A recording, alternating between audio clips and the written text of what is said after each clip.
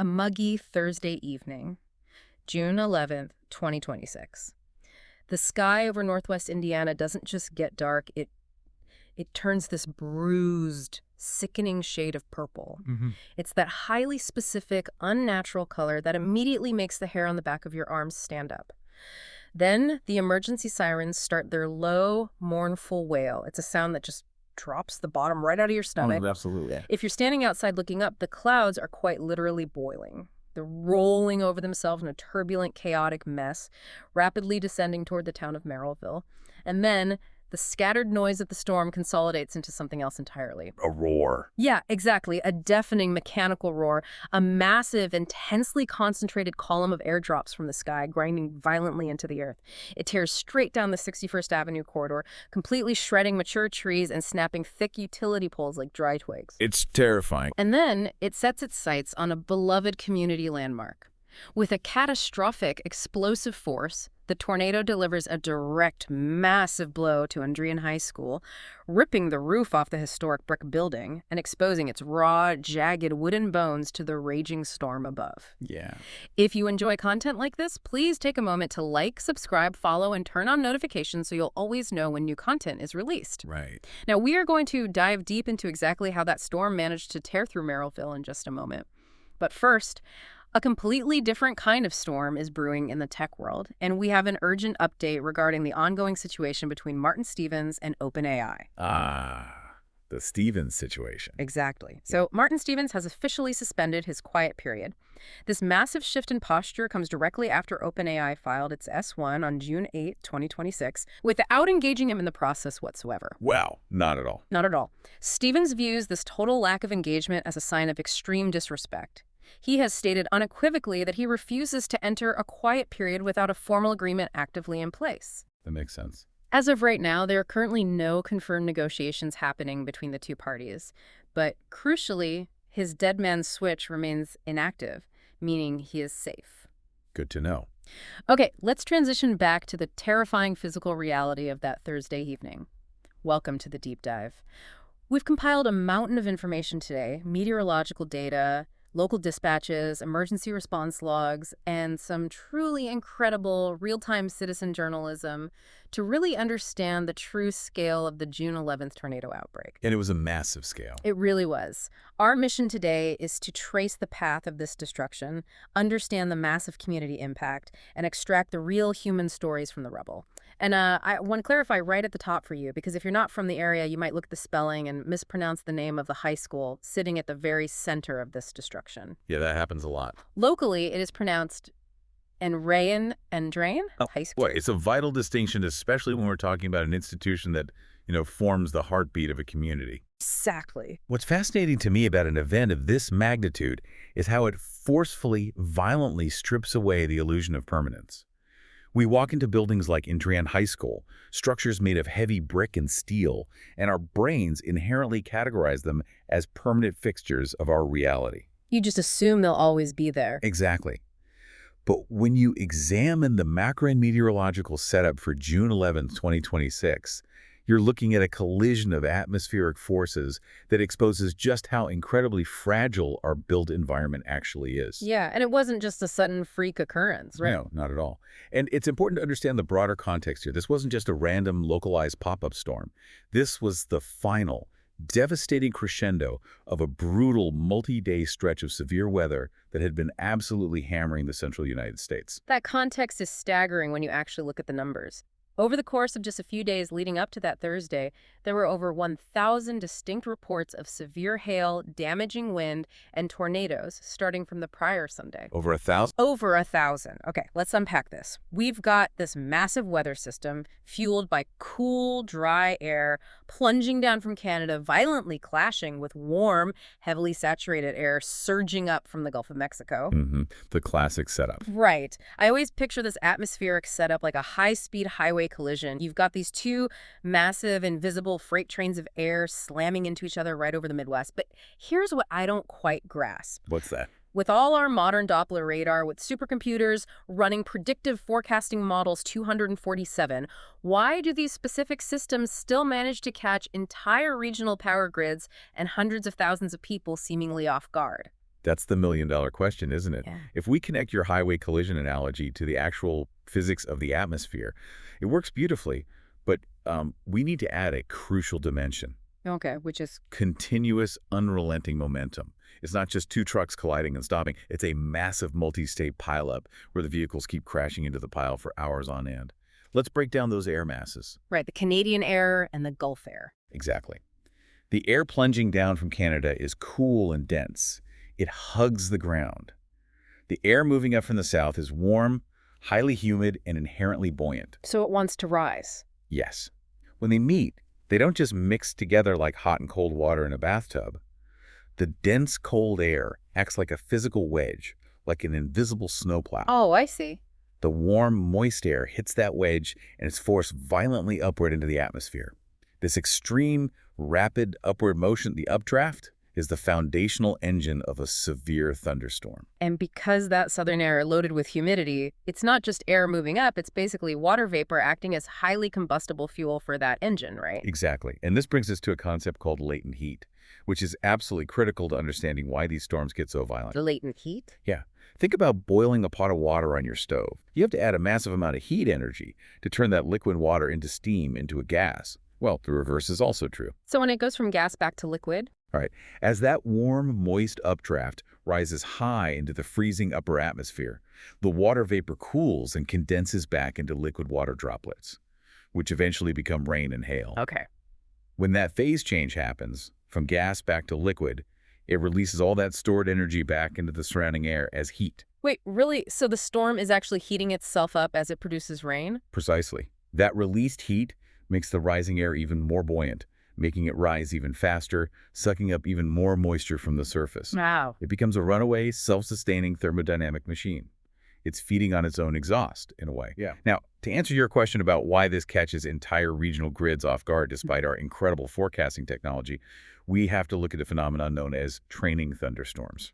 Training, like teaching a dog to sit, or like an actual locomotive train. Like an actual locomotive. Imagine a set of train tracks suspended in the sky stretching from Iowa across Illinois and into Indiana. Okay, I have the tracks in mind. A massive thunderstorm forms and moves along that track, dropping a deluge of heavy rain, large hail, and destructive winds over a specific town. Normally, a storm passes, the sun comes out, and the water recedes. Right, the typical summer storm. But in a training setup, the atmospheric track remains locked in place. So instead of the sky clearing, another massive thunderstorm forms right behind the first one and moves over the exact same track. And then another, and another. Oh, geez. Yeah. They roll through sequentially, exactly like boxcars on a freight train. Okay, I see. So the ground below literally never gets a single moment to recover. The infrastructure is just getting hammered repeatedly by consecutive blows. Yes, and the compounding effects are catastrophic. In this specific outbreak, these training storms were unleashing rainfall rates of 2 inches per hour. 2 inches an hour, that's insane. It is. To put that in perspective, when you drop 2 solid inches of water in 60 minutes on top of soil that is already completely waterlogged from storms earlier in the week, that water cannot physically soak into the earth. It just sits there. It has to flow over land. You get instant, severe flash flooding. The drainage systems of modern cities, the gutters, the storm sewers, the retention ponds, they're engineered for historical baseline averages. They simply aren't designed to inhale that volume of water in such a radically compressed time frame. And while all this water is inundating the ground, you simultaneously have these incredibly intense straight-line winds ripping across the surface. Looking at the data from Thursday morning, there were wind gusts hitting 70 to 90 miles per hour, sweeping across Iowa. Yeah, the wind field was massive. 90 miles per hour, that's Category 1 hurricane wind speed, just marching across the open plains, nowhere near an ocean. And applying that level of kinetic force over a massive multi-state geographic area is precisely what triggers a catastrophic grid failure. Right. When a local news station talks about a power outage, we usually picture a single dead tree falling on a single neighborhood power line. That's a localized problem. But a 90-mile-per-hour wind field stretching for hundreds of miles creates hundreds of thousands of localized problems simultaneously. Which is how you end up with more than 650,000 homes and businesses losing power across the Midwest and the Northeast as this colossal system bulldozed its way eastward. Exactly. It was choking the infrastructure of half the country. Flights were completely grounded in Chicago, Philadelphia, and New York, The system was just too massive to route planes around. And there's a terrible, heartbreaking human cost to that macro-level chaos. In Des Moines, Iowa, a 54-year-old unhoused man was tragically killed. That's an awful situation. It really was. He was seeking shelter in an encampment when the storms moved through the city. A massive tree broke apart under those hurricane-force winds and completely crushed him. It's just this incredibly stark reminder that when we talk in abstract terms about grid failures or widespread impacts, the most vulnerable people in our society are always the ones who bear the absolute brunt of it. Right. We don't have a reinforced basement to retreat to. They can't just go down to the cellar and wait it out. It is a profound tragedy, and it forces a very uncomfortable conversation about how our emergency management systems account for unhoused populations during these severe, highly predictable weather outbreaks. Because we knew the storms were coming. Exactly. You asked earlier why these storms catch us off guard, despite good forecasting. The harsh reality is that the predictability of the storm doesn't matter in the slightest if the person directly in its path lacks access to structural shelter. That's such a heavy truth. And the physics of why that specific tree failed is deeply tied to the training storms we discussed. When a 90-mile-per-hour wind gust hits the canopy of a mature tree, the mechanical stress transferred down the trunk to the roots is immense. Like a giant lever. Exactly. Under normal conditions, a healthy root system might hold. But if the soil is totally saturated and essentially turned to liquid mud from days of relentless rain, the roots lose their friction. The earth simply lets go, and tons of dense wood come crashing down in a fraction of a second. So we have this massive, churning thermodynamic machine moving east. It leaves Iowa, having taken a life and crippled the power grid, and it crosses the Mississippi River into Illinois. And things change significantly there. Right, because this is where the dynamic of the storm shifts radically. It's not just straight-line winds and rain anymore. The atmosphere starts doing something far more dangerous. It starts spinning. This is where we introduce wind shear into the equation. Wind shear is a change in wind speed or direction as you move higher up into the atmosphere. Okay, break that down for us. On this particular Thursday, the wind near the ground was blowing from one direction, say the southeast, but high up in the jet stream, it was screaming from the west. This intersection of different wind vectors creates an invisible horizontal rolling tube of air in the lower atmosphere. Like a rolling pin. Yeah. Imagine a massive invisible paper towel tube spinning horizontally above the fields. Okay, I have that image. Now remember those violent explosive updrafts we talked about? When a powerful updraft develops directly underneath that horizontal rolling tube of air, it reaches up, grabs it, and violently tilts it vertically. Oh, wow. So it takes this rolling pin of air and stands it up on its end. Exactly. Suddenly, you have a vertically rotating column of air inside the thunderstorm itself. That's called a mesocyclone. The entire storm is now rotating. And under the right conditions, that rotation tightens, stretches down toward the earth, and you get a tornado. And the tornadoes that spawned in Illinois were absolutely brutal. They ripped through the northern and central parts of the state. There was actually a tornado emergency issued for Marshall County, which is a terrifying phrase. The highest alert they have. Yeah, it is the absolute highest level alert the National Weather Service can put out. It essentially means a catastrophic tornado is confirmed on the ground, headed for a populated area, and you are in imminent danger of dying if you don't take cover immediately. It's not a suggestion, it's a command. Exactly. But I want to zoom in on the city of Streator, Illinois. The drone footage that came out of Streator showed staggering, deeply personal damage. Multiple homes with their roofs completely sheared off. And there was this incredibly dramatic scene captured by a photojournalist who was just walking through the immediate aftermath. You're referring to the rescue of the man trapped in the leveled home. Yes. The video is just harrowing. It shows local emergency crews and this photojournalist literally tossing shattered debris, massive chunks of drywall, and splintered wood off a man who had been buried inside a house that was entirely flattened. Incredible that he survived that. It looked like a bomb had gone off. You can hear a woman off camera, clearly in shock, saying, "I think his light is broken." They literally had to pull him from the wreckage of what, just moments before, was his living room. What's truly fascinating here from a sociological and emergency response perspective is the immediate visceral shift from macro-level forecasting to micro-level, intensely hands-on community rescue. Right, from looking at a map to digging in the dirt. Exactly. We spent hours tracking these systems on multicolored radar maps, looking at them as abstract data. But the moment the funnel lifts, it becomes about neighbors digging neighbors out of the dirt with their bare hands. Yeah. The mayor of Streator, Tara Bidet, gave a really illuminating briefing shortly after. She reported that 4 people were transported to the hospital with minor injuries, and a reunification center was immediately established. Which is amazing considering the damage. It is.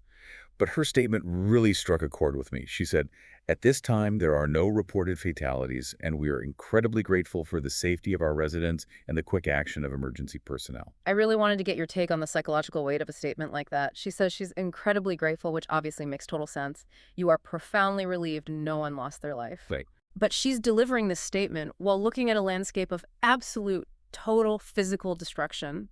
The homes of her constituents are just gone, reduced to splinters. How does a community process that kind of cognitive dissonance? Like, we survived, thank God, but our entire physical reality, our sanctuary, has been erased. It is the textbook definition of a traumatic paradox. Mm. On one level, the most fundamental biological imperative survival has been successfully achieved. Right. The emergency systems, the screaming sirens, the meteorologists interrupting television broadcasts, they worked. People got out of their living rooms and into their basements. But on the other level, the psychological concept of home, the place that provides our baseline stability, our identity, and our sense of security in the world, has been violently, instantly ripped away. Total loss of baseline. Precisely. Recovery in these situations is almost never just about framing new walls and pouring new concrete. It is a grueling process of grieving the loss of the physical anchors of your life. Wow. And that kind of psychological recovery requires immediate, visible community action. Things like that reunification center the mayor mentioned aren't just logistical hubs. They are critical psychological triage centers. They reestablish a collective sense of safety when the individual sense of safety has been destroyed. That makes total sense. And the destruction in Illinois wasn't just limited to residential neighborhoods. Further south, near Iapah, Illinois, there was some drone footage that completely fascinated me. Oh, the solar farm? Yes. It showed a tornado track that ripped straight through a massive field of solar panels. It just shredded this huge solar farm. If we pull back and connect this visual to the bigger picture of our 21st century energy transition, this is an incredibly potent and somewhat alarming data point. Because we're building these everywhere now. Right. We are rapidly transitioning our national power grid to rely more heavily on renewable energy sources. These installations, by their very nature, are physically expansive and highly exposed to the elements. We know traditional wooden power poles and elevated wires are vulnerable to high wind and falling trees. Sure. But what happens when a massive 50-acre solar field, which represents a highly concentrated, significant chunk of local power generation capacity, is physically turned into shrapnel by a tornado? Right. You're losing the traditional transmission lines and the actual green infrastructure simultaneously. If a power line goes down, a crew can restring it. But you can't just flip a bypass switch to route power from a solar farm if the solar farm has been literally pulverized into a field of twisted metal and shattered tempered glass. Exactly. And this gets into the specific engineering limits of our modern infrastructure. Solar panels are remarkably tough. They are meticulously designed to withstand significant, sustained wind loads. They are tested against impacts from hail up to a certain diameter. They're built for storms. They are built for storms, yes. But a direct grinding hit from a tornado introduces extreme rotational shear forces and high-velocity airborne debris, flying 2x4s, corrugated metal rocks that absolutely no standard photovoltaic panel is engineered to survive. Which makes sense. You can't armor a glass panel against a flying 2x4. No, you really can't. This severely complicates grid recovery. If a traditional electrical substation gets knocked offline, utility engineers can sometimes reroute power around it, or bring in massive mobile transformers on flatbed trucks to bridge the gap. But if a 50-acre solar field is shredded, that baseline generation capacity is simply gone. It will take months, if not over a year, to manufacture, ship, and reinstall thousands of new panels.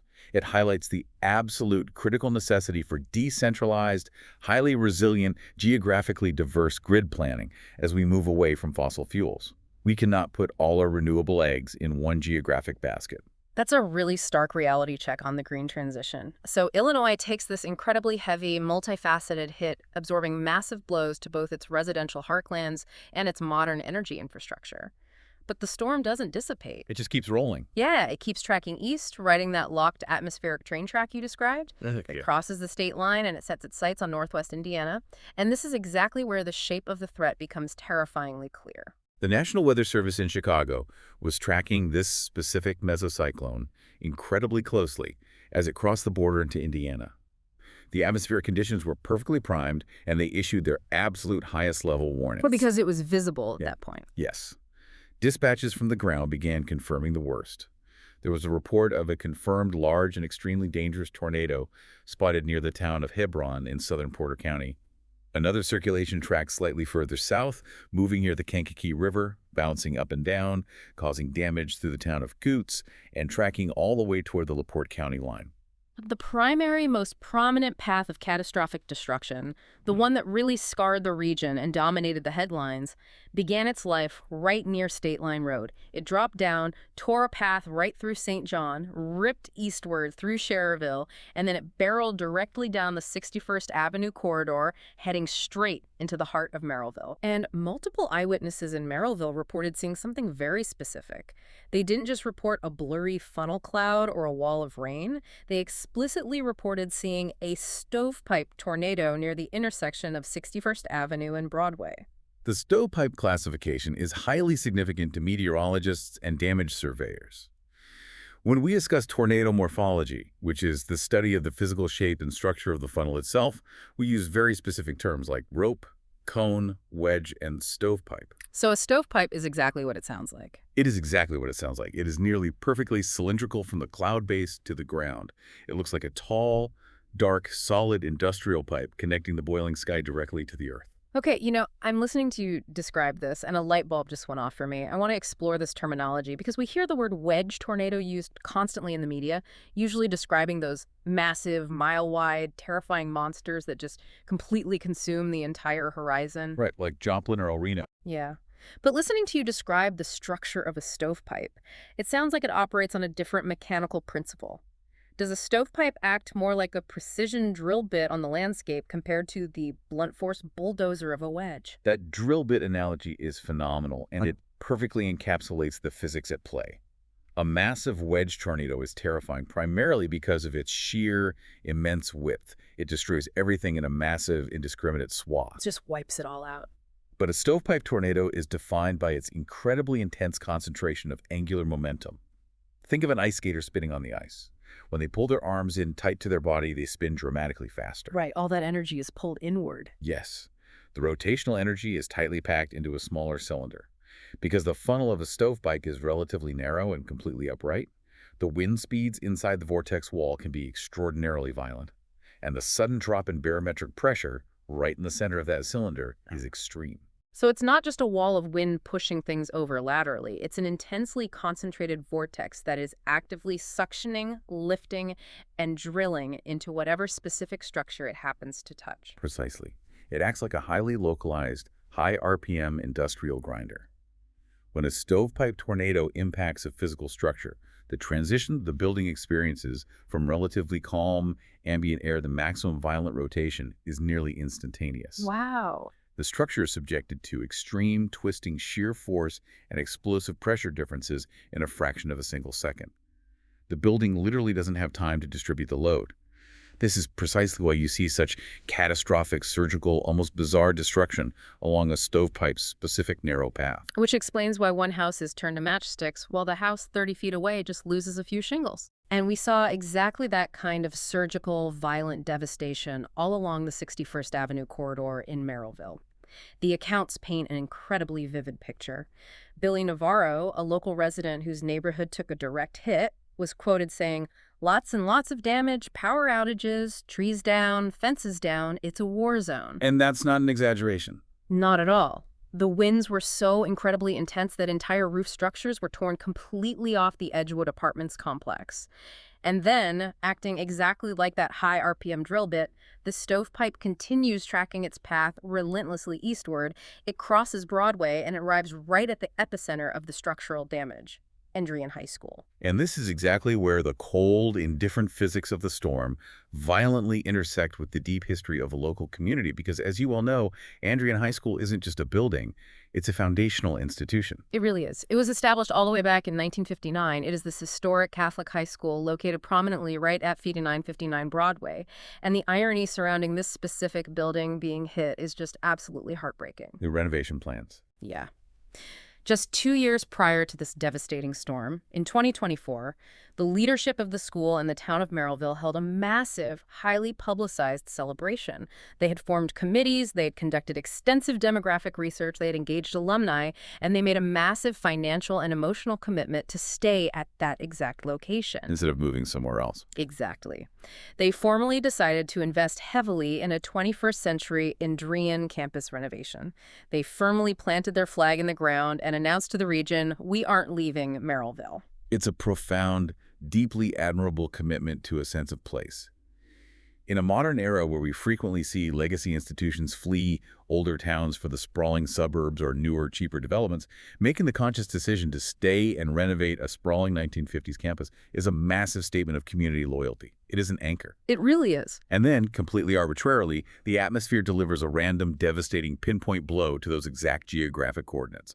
It feels deeply unfair. It really does. And Yeah. I want to explicitly detail the photographic evidence we have, because the visual record of this hit is staggering and truly tells the story of the forces involved.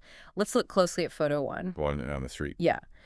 This image captures the brutal environmental impact just outside the school buildings. You have these massive, ancient, mature trees that have been completely violently uprooted.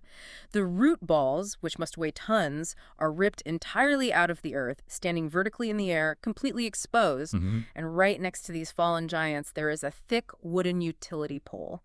It isn't just leaning, it is snapped entirely in half like a dry toothpick, lying completely flat across a dark, incredibly wet, waterlogged street. That first photograph is a perfect textbook illustration of the localized violence of the Stovepipe tornado we were just discussing. It shows two distinct types of failure. Oh, how so? Well, to uproot a massive mature tree requires an immense amount of leverage and sustained wind force pushing against the canopy. And as we discussed earlier with the tragedy in Des Moines, that waterlogged street in the photo is the crucial variable. Right, from the training storms. Exactly. It confirms the presence of those training thunderstorms.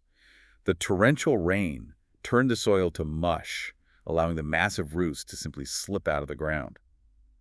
But the utility pole is a different story. Because it snapped instead of uprooting. Right. To snap a utility pole, which is chemically treated and specifically engineered to withstand immense lateral tension and wind loads, requires a sudden, incredibly violent, twisting shear force. The pole didn't just blow over, it was torqued and snapped. And then there's photo 2, which captures the absolute structural devastation of the school building itself. It's a heartbreaking shot of the classic mid-century brick school building, but the entire roof structure is just gone, vanished. Just completely missing. You look up and you just see the raw, jagged, splintered wooden trusses completely exposed to the dark, churning sky above. The protective, weather-tight envelope of the building has been violently, aggressively peeled back. And down in the foreground of the photo, parked behind a chain-link fence, sits a white transport van. I noticed the van. Yeah, on the side of the van, printed clearly in bright blue lettering, it says Andrean High School. The van is miraculously upright, but it's just sitting there, totally surrounded by scattered debris, leaves, and shattered branches. It looks incredibly apocalyptic. When you stare at those exposed, splintered trusses in that second photo, it raises an incredibly sobering, chilling point about timing, structural engineering, and sheer blind luck. Let's talk about how a roof actually fails in a tornado. Okay, let's hear it. Those trusses are the complex, engineered structural framework that spans the walls, holding up the roof deck above and the ceiling of the classrooms below. When a stovepipe tornado passes directly over a building, it introduces extreme negative barometric pressure. You mentioned that earlier. Right. Think of an airplane wing. The fast-moving air over the top creates lift. Inside the building, the ambient air pressure pushes up forcefully against the ceiling, while the tornadic winds outside are actively sucking and lifting the roof deck. So it's being pushed from the inside and pulled from the outside. Exactly.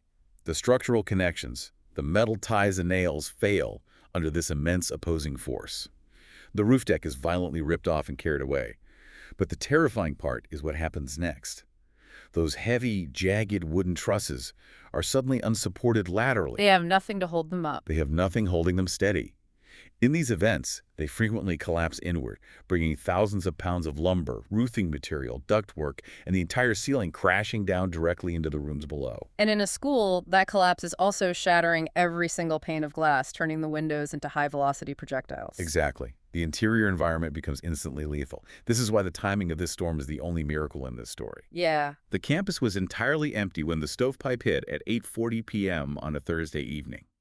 If this exact meteorological event with this exact same destructive force had occurred just 7 hours earlier at 1:30 p.m. on a Tuesday afternoon, we wouldn't just be talking about millions of dollars in property damage. We'd be talking about something much The worse. sudden failure of that roof system, the catastrophic collapse of those heavy trusses into occupied classrooms, and the blizzard of flying glass sweeping across a populated campus would have undeniably resulted in a horrific mass casualty event. It is genuinely chilling to think about how close they came to an unimaginable tragedy. But stepping back from what could have been, we are still left with the reality of what is. And this brings me right back to the deep irony of the 2024 renovation plan. Oh, absolutely. The community just went through this massive process to dig their heels in. They fundraised, they planned, they committed their future to the dirt at 5959 Broadway. When Mother Nature literally drops a drill bit from the sky and rips the roof off your carefully laid plans, how does an institution practically pivot? Do you just stubbornly rebuild the exact same 21st century campus you envisioned 2 years ago? Or does the deep, visceral trauma of the event fundamentally alter what the community realizes it needs? That is the defining existential question for any community facing post-disaster recovery. Often, the immediate psychological instinct is defiant restoration. People want to rebuild exactly what was lost, brick for brick, to rapidly restore a sense of normalcy and prove that the storm didn't defeat them. That makes total sense psychologically. But the harsh physical reality of staring at exposed trusses, waterlogged drywall, and a flooded campus usually forces a much deeper, more pragmatic reckoning. The pivot often involves aggressively integrating mitigation into the new architectural design. You don't just build back, you build back armored. You add heavily reinforced concrete safe rooms. You radically upgrade the structural hurricane ties connecting the roof to the walls to withstand higher wind loads. The 21st century Andrean, they envisioned in 2024, was likely focused on technology and collaborative learning spaces. The campus they ultimately build in 2026 and beyond will likely be heavily informed by the shattered baseline assumption of environmental stability. Security takes on a whole new meaning. That's a great point. The sheer physical damage to the school, the apartments, the trees, it was all captured incredibly rapidly by people on the ground. And this leads us directly into the immediate chaotic aftermath. Because as the grinding roar of the stovepipe passed and the sky began to clear, absolute disorienting chaos ensued across Merrillville. Yeah, the grid went down hard. The power grid completely collapsed. NIPSCO, the local utility company, was forced to manually, intentionally shut off power to most of the city of Merrillville purely for safety reasons. There were simply too many live, high-voltage wires laying exposed in the waterlogged streets. This preventative measure contributed significantly to the over 74,000 widespread outages documented in Northwest Indiana alone. A preventative grid shutoff is a critical, albeit highly disruptive and deeply frustrating, safety protocol. When a tornado snaps thick utility poles and brings down massive transmission lines, you suddenly have high-voltage electricity violently interacting with deep standing water, shattered metal fences, and scattered debris. Which is incredibly dangerous. It is a highly lethal combination for dazed survivors stumbling out of their damaged homes in the dark, and it is a massive hazard for the first responders desperately trying to reach them. Killing the power is absolutely necessary to prevent electrocution deaths. But it's a double-edged sword because cutting the physical power grid simultaneously severs the primary lines of communication. Right. The televisions instantly go dark, the Wi-Fi routers die, cell towers lose power or get jammed with traffic. People are sitting in their dark, damaged homes, listening to sirens, completely isolated, wondering if their specific street is the only one destroyed or if the entire city is gone. It's an information vacuum. That's exactly what it is. And this is where I want to explicitly highlight the incredible grassroots citizen journalism that happened during this terrifying blackout. We have to talk about local witness Paul Goddard. He was out there in the immediate aftermath doing raw, real-time reporting from the ground, and his updates were being rapidly shared on the highly followed Region News Source Facebook page. Yes. In the middle of the night, With the power grid dead and official channels scrambling to respond, his Facebook posts were providing crucial, immediate situational awareness to the terrified surrounding community. This specific detail highlights a truly fascinating, paradigm-shifting change in how we manage disaster information in the modern era. We are actively transitioning from a historical top-down model of communication to a highly decentralized peer-to-peer model, particularly during what emergency managers call the golden hour, immediately following a The disaster. golden hour. Right. Before the official National Weather Service damage surveyors can deploy to the field, before the national news vans can safely navigate the debris and set up their satellite links, local citizen journalists exactly like Paul Goddard are the ones providing the critical, real-time intelligence. Because they're already there. Exactly. Yeah. People huddling in basements, checking Facebook on their rapidly draining cell phone batteries are getting immediate visual confirmation of which major roads are completely impassable, where the structural damage is most highly concentrated, and exactly which areas to avoid. And that kind of immediate, hyper-local information absolutely saves lives. If you are sitting in a neighboring town and you know 61st Avenue is an impassable war zone, strictly because Paul Goddard just posted a raw video of the snapped utility poles, you don't jump in your car and try to drive through flooded, live wire-strewn streets to check on your relatives. You stay put. You stay out of the way. Exactly. It prevents secondary accidents. It keeps civilians out of the hazard zones. Yeah. And it provides the raw situational awareness that professional emergency managers desperately rely on to deploy their limited rescue resources effectively. And speaking of the official response, the coordination was remarkably swift. A massive emergency command center was quickly established right at the geographical edge of the primary damage path at the intersection of 61st Avenue and Cleveland Street. And it wasn't just the local Merrillville police and fire departments shouldering the burden. Mutual aid units poured in from across the entire state of Indiana. They even had emergency units crossing the border from neighboring Illinois agencies to assist with search and rescue and traffic control. That's huge. Yeah. The Red Cross stepped in immediately, opening a primary emergency shelter at the Lincoln Community Center in the nearby town of Highland to house the displaced residents. It was a massive, highly coordinated, multi-jurisdictional response to an incredibly sudden disaster. But amidst all of the swirling chaos, the massive power outages, the flashing lights of the command centers, the grassroots Facebook reports, the displaced families, Andrean High School managed to release a public statement. And it was quite a statement. It really was. And considering they were literally looking at a campus that had just had its roof violently ripped off, it was a profoundly resilient, stoic message. The school simply stated, Andrean is about people, not infrastructure. It is an incredibly powerful, deeply resonant rhetorical anchor to drop right in the middle of a swirling storm of chaos. By making that statement, the leadership immediately attempts to surgically separate the enduring spiritual and social identity of the institution from the physical bricks, mortar, and wooden trusses that were just violently destroyed. They are declaring that the soul of the school is untouchable by the wind. It's a beautiful, defiant sentiment, truly. It's exactly what you want leadership to say. But I have to push back a little bit on the harsh, pragmatic reality of it. Practically speaking, looking at the months ahead, how does a community actually functionally hold on to its shared identity when the physical infrastructure of their daily intertwined lives is just gone? It's incredibly difficult. Right. I mean, the narrow hallways they walked together, the specific gym where they cheered for games, the exact classrooms where they learned those physical spaces are the actual vessels that hold the shared memories. When the physical structure is suddenly a shattered war zone with exposed trusses, doesn't the communal identity inevitably fracture? That is a very profound, incredibly difficult tension that sits at the very heart of disaster recovery. Psychologists and sociologists who study post-disaster community resilience frequently note that human beings are deeply, fundamentally spatial creatures. Spatial creatures. Yes. We physically anchor our memories, our daily routines, and our complex social networks to highly specific physical geometries. When those familiar geometries are violently altered or destroyed, there is a very real, documented period of profound spatial disorientation and collective grief. So the statement, Andrean is about people, not infrastructure, is beautiful, but it is highly aspirational. It's what they hope is true. It's a vital rallying cry.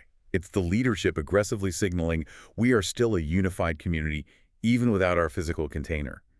But the hard, grinding work of the recovery phase is figuring out exactly how to maintain and nurture those fragile interpersonal bonds when the warm, familiar physical container that held them all together has been broken open. So we're looking at a community in Merrillville that has to completely, painstakingly rebuild its physical reality while desperately trying to hold on to its social fabric. And they have to execute this massive balancing act while dealing with the grueling, long-term compounding effects of the storm. Because the disaster doesn't end when the wind stops. Now, the recovery is a whole other disaster in a way. We talked about NIPSCO shutting off the power for safety and the massive solar farm in Illinois being shredded.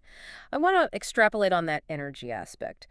How does the compounding combination of the preventative grid shutoffs and the actual physical destruction of the power lines complicate the weeks of recovery that lie ahead? This isn't just flipping a breaker back on, right? It is far, far from a quick fix.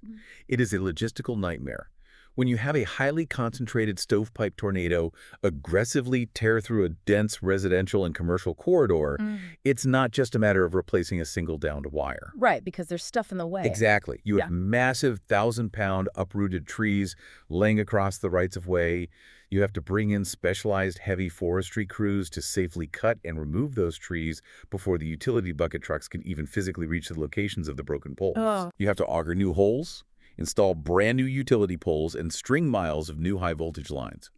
And you have to execute this massive industrial operation in tight neighborhoods where the homes themselves are structurally compromised or actively collapsing. The utility crews have to carefully coordinate with the municipal debris removal crews, who are trying to work around the insurance adjusters walking the properties, who are trying to work around the displaced, traumatized residents trying to salvage photo albums from the rubble. It sounds chaotic. It is an intricate, highly dangerous ballet of heavy machinery that stretches the recovery timeline from a few inconvenient days into grueling weeks and sometimes months. And every single day that passes without reliable power deeply degrades the overall resilience of the community. Refrigerated food spoils, creating a secondary health hazard. Critical medical devices lose their battery charge. The sheer mental stress of navigating the bureaucracy of recovery compounds exponentially. The war zone that local resident Billy Navarro described isn't just a fleeting physical description of the debris. It rapidly becomes a grinding psychological reality for the people forced to live through the prolonged recovery. Which ultimately brings us to a highly critical, paradigm-shifting realization about the era of extreme, highly volatile weather we are rapidly entering. These destructive events, these training thunderstorms, these massive infrastructure shredding shear events, they're no longer rare, generational anomalies. They're just the new normal. They are actively becoming part of the expected baseline rhythm of local geography across the country. And this fundamentally changes our relationship with the places we call home. If we build on that profound concept from the Andrean statement, focusing on people, not infrastructure, we have to consider how these extreme violent weather events act as a massive, involuntary reset button for a town's local geography. Yeah. When foundational landmarks like the historic 1959 Andrean campus are fundamentally altered in a matter of seconds, the internal, deeply ingrained mental maps of generations of residents are erased overnight.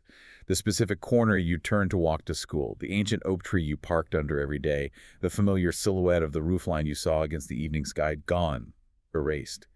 So as extreme weather inevitably forces us to constantly, relentlessly rebuild and redraw our municipal maps, I want to leave you with a final provocative thought to mull over on your own. I'd love to hear it. Will our physical communities slowly become more transient, disposable, and utilitarian as we adapt to this constant destruction? Or will surviving these shared, intense traumas actually bind the people closer together than the fragile brick and mortar ever could? If you found this episode valuable, please like, subscribe, share, follow, and turn on notifications.